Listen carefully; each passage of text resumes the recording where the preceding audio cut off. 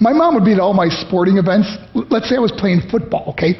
My mother would be on the sidelines, and if the play on the field started going one way, my mother would run along like, Mark, get him, get him! I'd be like, oh my gosh.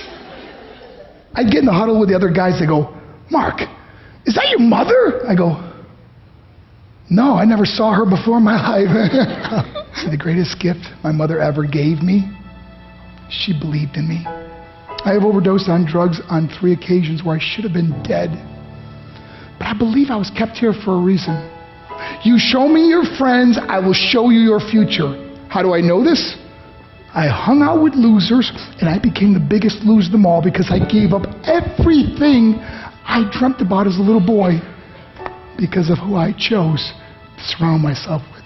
My friends would drive me home at 2, 3, 4 in the morning. We'd be drunk and high, laughing in the car.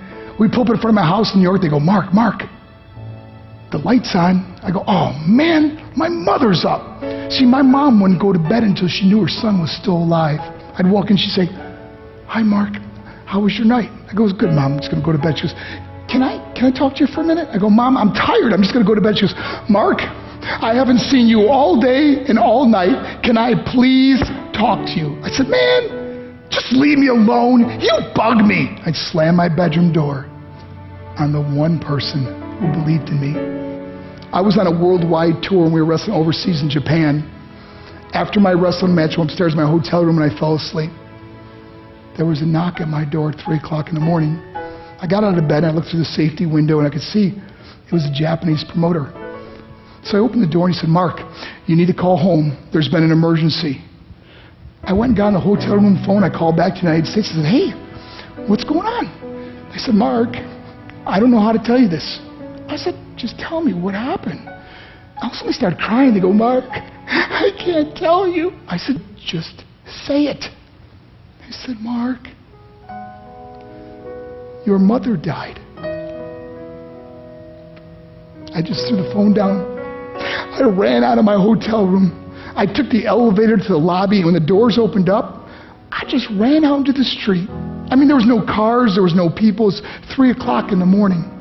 And I walked down the middle of a street in Hiroshima, Japan, and I remember looking up and just saying, Mom, I am so sorry. I flew home for her funeral, and I was so nervous to walk up to her casket, so I just stood way in the back. And I kept looking from a distance. I kept thinking to myself, Mom, please wake up. Please get up. And then I finally got the nerve to walk up to her. And as I got closer, I could see my mom for the first time. I mean, she was so beautiful. She was dressed in white. I mean, she looked like an angel. And I just stood over and I said, Mom, you are my hero. Everything I am, everything I hope to be was because of you. You loved me so much. You gave me a life. You're the only one that ever believed in me. How did I repay her? By getting drunk, by getting high, by getting stupid, by hanging out with losers. For what? All she ever wanted to do was talk to me. I wish I could talk to you now, Mom. I wish you could see what I'm doing. Why couldn't I have been a better son? We are defined by our choices. But if you surround yourself with people involved in drugs and alcohol and pills, it's a dead end. I'm not here to preach to you. I'm here to tell you I lived that life. It leads to broken hearts, broken relationships, broken dreams, and death. For what? To get high? If you have a mother or a father, when you go home, tell them how much you love them. See, my whole life was about being rich and famous. I had to be a millionaire. I had to win the race.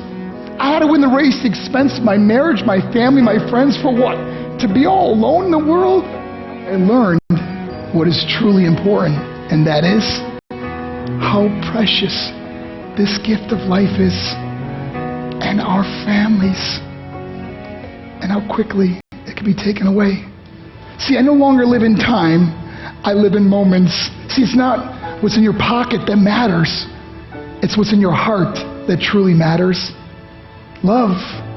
Love is just a word until somebody comes along and gives it meaning. You're the meaning.